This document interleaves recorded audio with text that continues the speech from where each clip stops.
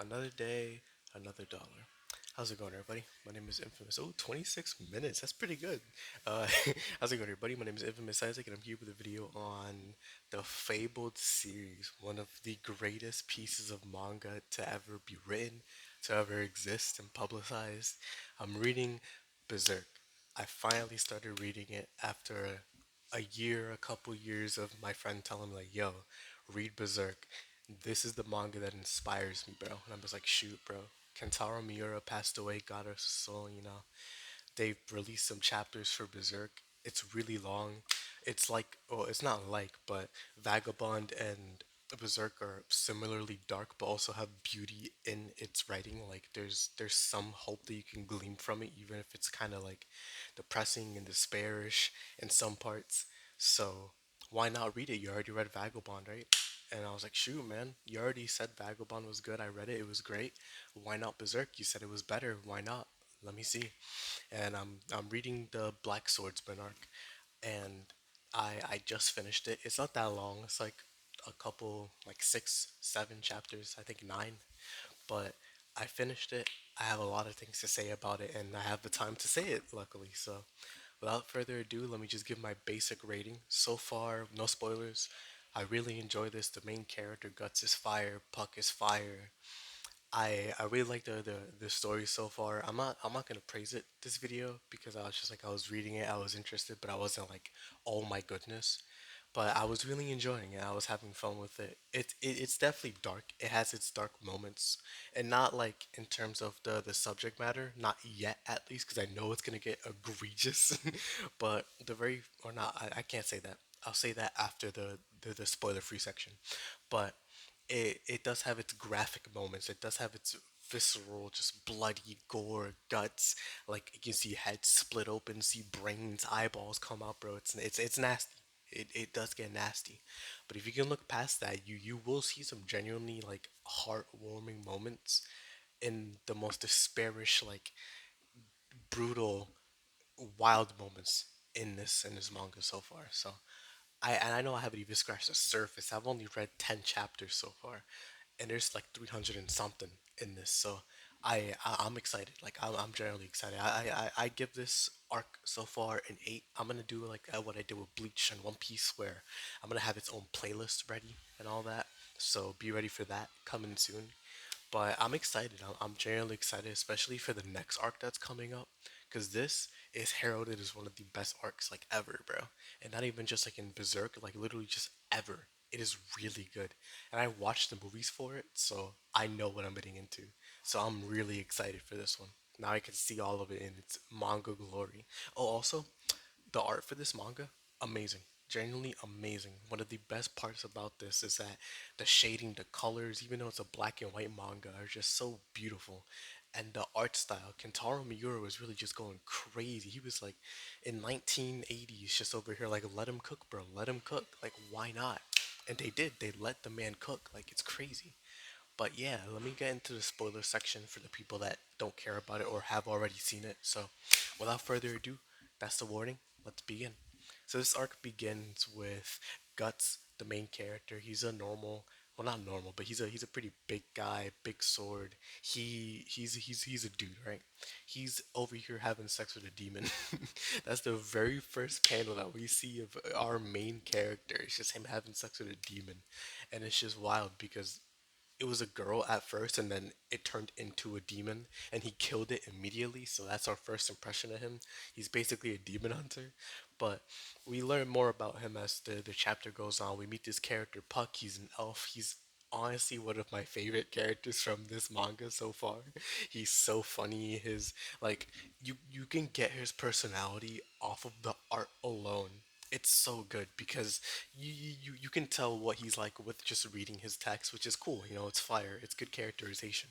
Same with Guts, but with his art style, you can really just tell like he's an elf. He's goofy. He's funny. He's not meant for the lifestyle that Guts is living, but he's still with him. He's the comedic relief and just the heart and soul that Guts isn't outwardly showing right now. So they definitely contrast each other, but it's a good contrast. It's like yin and yang, or they coincide together instead of water and oil, where they coexist but they never mix type thing. So Puck is really fire. I like him. I genuinely like him. And you have Guts on the other hand, who is more edgy, like really, really edgy, to an extent where sometimes this is just corny. Like, bro, relax. Why are you talking like this? But then you also remember Guts is killing people. He's killing a lot of people. He's seen a lot of things, and it's not good for the mental. He's not. It's not that he's going insane. It's that literally, it's so hard to see hope sometimes when you've seen so much despair and caused so much hurt. And seeing so many demons cause so much pain, it can be hard. So keeping this off off-putting demeanor disposition helps detach you from getting attached and losing it all, because this world sucks. The Berserk world literally is just, there's nothing to look forward to unless if you make it yourself. And Guts is literally by himself all the time, so how could he, right? So that is just something that you notice right away. Like the man's suffering, bro. The man's struggling. But on the outside, he looks like just a normal, brutish, I kill people, I kill demons, don't get in my way type of guy. He's edgy, really edgy. He has a cloak on, bro. Like, come on. But once we start moving along, we have the first chapter is just killing a demon. I forgot exactly what it was, but it was just killing a demon, all that type of stuff, fighting a bunch of enemies and all that. But then the second chapter is like this girl and this guy in this carriage, or daughter and father, and they're in a carriage. Guts is walking in the rain with Puck, and they hop in the carriage, but it turns out that the brand on Guts's neck is actually attracting demons and all enemies. So once he gets out of the carriage and sees that there's a bunch of skeletons pulling up, he starts beating them all up, bro. Actually brawling. The man is literally the same as Takazo, where they're both one, like he's good at gang fights, really good at the gang fights. So he's really good, or he's beating them up, going crazy, and it's so fire. But then you realize, oh shoot, the girl is dead. And then you realize, oh shoot, the girl turned into a demon, and now she, oh my goodness, the girl turned into a demon and killed her father.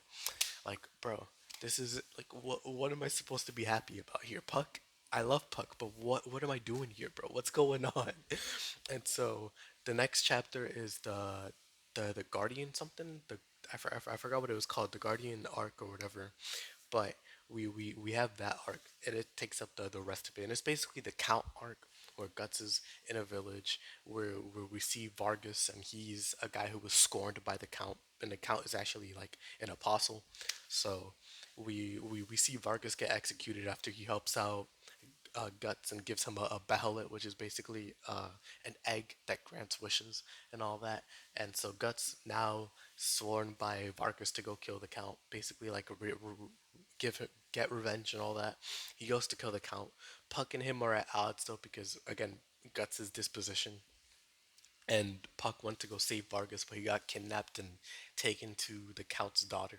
And by the way, up to this point, the Count is literally a monster, a complete and utter monster. One of the guys that Guts fought while he was first entering the town was, his name was Zondark, I think. He literally beat him up, right? Clapped him. He wasn't dead, but the Count put like a creature inside of him that was part of the Count, and now Guts has fought him 3 times, and even each time he gets more and more deformed and less human. It's messed up, like generally messed up. The Count is making him do this to the point where Zondark isn't human anymore or alive. He's literally just a husk of armor walking around with the Count controlling it. That's basically all it is. So Guts goes to get the Count while Puck is actually in the Count's, like, his daughter, which is Thresia, I think is how you pronounce her name. She was gifted him by the Count, but the Count is so far gone that his daughter doesn't even want to talk to him or touch him. Like, she's scared, genuinely scared. So Puck and Thresia start getting along. They start talking, all that stuff, and Puck is like, "Oh shoot, Guts is here. Oh shoot, I gotta go. I'll see you later." And then she doesn't want him to go because she's stuck in her room like Cinderella. But she lets him go. Puck goes to find Guts, and Guts fought Zondark up to this point. Pretty fire fight, really good art, generally just amazing art. And then he goes to fight the Count. It's a crazy fight. Generally, it's wild. It's nuts to butts, just action the whole time, where Guts is literally at the edge of his blade, just fighting everybody, fighting this behemoth of a creature, a monstrosity. He's not even human anymore. Like, he's doing everything, pulling out all the stops, using hostages, decoys, any tactic that he can, underhanded tactics, because he's a human, you know? At the end of the day, it's what's a king to a god, god to a king, what's a god to a non-believer, bro. Like, what can you really do? But he's doing it. He's generally doing it. But Puck shows up and Guts is basically like the man has multiple concussions. He's done. So Puck is like, bro, wake up, dog, wake up, nigga. What are you doing? And then Thresia shows up because she left her room because her room was crumbling from all the action going on, and she sees her father all transformed and deformed and just like, bro, what happened to you? What is going on? And the count is just like, Theresia, what are you doing here? And then Guts is over here like, haha, I use hostages. And then takes Theresia and holds his crossbow, which is his left arm, to her neck. And then the count is like, dog, you're evil, you're sinister. And then it really just shows like, Guts has been transformed, bro. I don't think there's any place for him in heaven or in hell. He's wild, like he's genuinely wild. But he uses her as a hostage, and then as what's this called? The count is basically there. Guts drives a sword, his hunk of metal. I forgot to mention that, by the way. I'll mention that in a second. But he literally cuts off the count's head. The count is regenerating, so it's hard to kill him like permanently. But because the behelit was on Guts's body and it's on the floor, and the count wishes not to die, he summoned the God Hand, which is five demons, like five super demons that are just above everybody else completely. And one of them is Griffith. He's important. I won't talk about him yet, though. I'll talk about him next arc. But five of them are summoned, and they're like, "All right, Count, time to do your wish, dog. We can't kill Guts because he's not really your enemy. He's more like you just want to kill him because you don't want to die. So we'll keep you alive if you sacrifice your daughter. Just say the words." And then the count just like, nah, dog, I'm not doing that. You stupid. And then it's revealed that the count, he had a happy family. It's been foreshadowed before, like what happened, but he had a family, happy family, his daughter and his wife. His wife, he came home one day after he was killing a bunch of heretics, a bunch of pagans that were running around in the kingdom because he's a count, you know. And he finds her cheating on him with a bunch of people. It's weird, super weird demonic stuff. And he just went on a rampage, killing everybody except for his wife. And the God Hand, like this happened 7 years ago, and the God Hand showed up and it was like, yo, just offer up your wife. It will make you immortal, or not immortal, but like a demon beyond comprehension, bro. And he took it just out of desperation, and he did it. Sacrificed his wife and locked away his daughter in a room to protect her, not to what's it called, hurt her or anything like that. But he ended up hurting her in the long run. So the count doesn't take the offer this time, and he dies. He gets sent to hell, basically. His soul down or cast into that dominion over there with all the demon kind. And Thresia is there just scarred, mentally scarred, and she starts blaming Guts like, yo, this is your fault. This is all your fault. If you never came here, this would have never happened. Then shoot, I mean, Guts hits her with the craziest line, one of the most popular lines from this manga actually. Kill yourself. Like just literally just kill yourself then. And you think like, oh, that's so brash, that's so cold. Why would he say that? But I'll explain later. So Puck is just like literally like whoever hasn't read this manga, like, bro, why would you say that?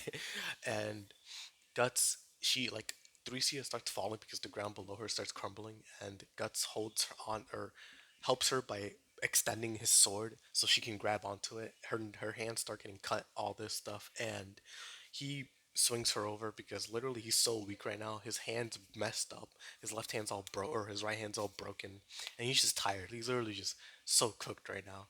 And Thresia literally just like, I'm gonna kill you. Like I'm gonna find you and I'm gonna kill you in the future. And he Gus is like, I'll be waiting. I'll be waiting. And then as Puck is walking behind Guts, he realizes like, because he's chastising him, but he goes up to his face and he realizes that Guts is crying. Guts is genuinely crying. He didn't want to say that.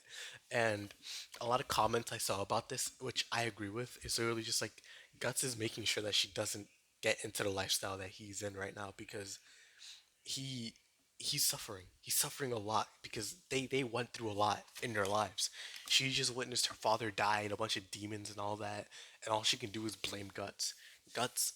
we're going to see in the future has gone through a lot as well. And I won't talk about it because I have seen it, but it's a lot. It's generally a lot. The man, even if you didn't know that, this arc alone shows that the man goes through a lot on a daily basis. He has to be chased by demons every single day of his life because of the mark on his neck, and it's just seeing a bunch of people die and everything. So why even bother protecting him, right? Why even get attached when you're just gonna get burned every time that you try? But that's why he has that off-putting disposition, because he just doesn't want to get hurt anymore. He doesn't want to get emotionally scarred, because as much as he can physically take it, he can't take it emotionally, and that's just what it is. That's what can you do. So the last panel is the thumbnail for this video, and man, I've seen that panel so many times before in memes, but reading it in the actual thing is crazy. Genuinely crazy. But let me give my rating for this. It's an 8, so solid 8. So far, this arc was pretty fire. It's not praiseworthy level for me yet, but I know it's going to get there, so I'm not even worried about it. But it was good. It was a really good arc. The story was cool. It can be really dark, but I'm starting to get used to that. I'm getting into the vagabond type of mode where, actually, funnily enough, I read Vagabond like a year ago. That's crazy. That's genuinely crazy. But I'm getting into that mode of like, it's alright, just the story's good enough, so don't worry about the gore and all that crazy dark subject matter. But the characters are fire. The art style is amazing, genuinely amazing. Probably the best art style I've seen out of all the manga that I've read so far. Whether it's my favorite or not, that's up to interpretation. But I really like the paneling as well. It's so easy and flows well. It's so easy to read, excuse me, and it flows well. I've been enjoying it so far, and I'm just excited to get into the golden age. Like, this has been heralded as one of the best arcs like ever, so I just can't wait to read it. But yeah, so far, the MVP for this one, for this arc, has to be Guts, bro. Even though Puck was my favorite, it has to be Guts, no doubt. So I can't wait to get into this. I'm so excited. I have to give this an 8, and yeah, this is for you. You know who you are. Been commenting on my comments, bro. My friend, he's been commenting this for like a year. He stopped a while ago, but I know that in his heart he's been waiting for this. So I can't wait for you to see this video. But thank y'all for watching. Hope y'all enjoy, and I'll see you all in the next video. It's been Infamous Isaac, and I hope you have a good rest of your day. Peace.